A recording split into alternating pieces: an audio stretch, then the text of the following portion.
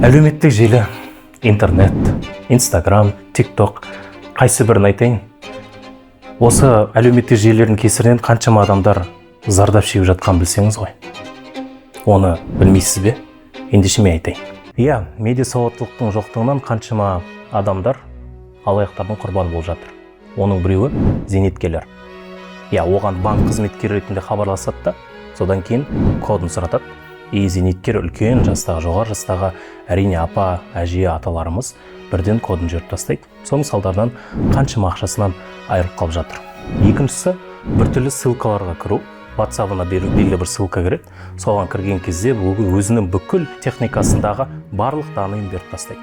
Соның салдарынан әрине болды қаншама ақшасынан және өзінің жеке мағлұматтарынан айырылып қалып жатады. Үшіншісі, жасанды интеллект, цифрландыру дейміз. Сол арқылы алаяқтар отбасындағы белгілі бір баланың дауысын жазып немесе бейнесін жібереді да, маған міндетті қазір шұғыл ақша керек, маған жіберіңіздерші дейді да, әке-шешесі ақыр соңында оған ақшасын жібереді. Бірақ сұрақ, бұлардан қалай қорғанамыз? Медиа сауаттылықты ұстану үшін сақтау керек кеңестер. Бірінші кеңес, қандай да бір ақпарат көрсеңіз, біріншіден өзіңізге 3 сұрақ қойыңыз. Дерек көзі қандай және авторы кім? Бұл ақпарат ресми сайттарда бар ма?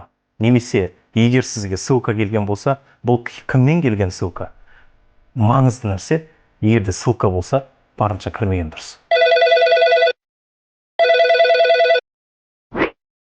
Екінші кеңес, банк қызметкері сізден еш уақытта кодыңызды немесе құпия сөзіңізді сұрамайды. Сол есте болсын. Үшінші кеңес, жасанды интеллект арқылы сіздің жақыныңыздың, туысыңыздың, досыңыздың бейнесін, фотосын, аудиосын жасап, сізді алдауы мүмкін. Сол үшін бірден дабыл қақпай, эмоция берілмей, алдын ала сол адаммен хабарласып, толықтай ақпарат алғаннан кейін барып, ол ситуацияны шешсеңіз болады. Пайдалы ақпарат болған болса, репост жасап, достарыңызға жіберіңіз, бірге медиа сауатты болайық.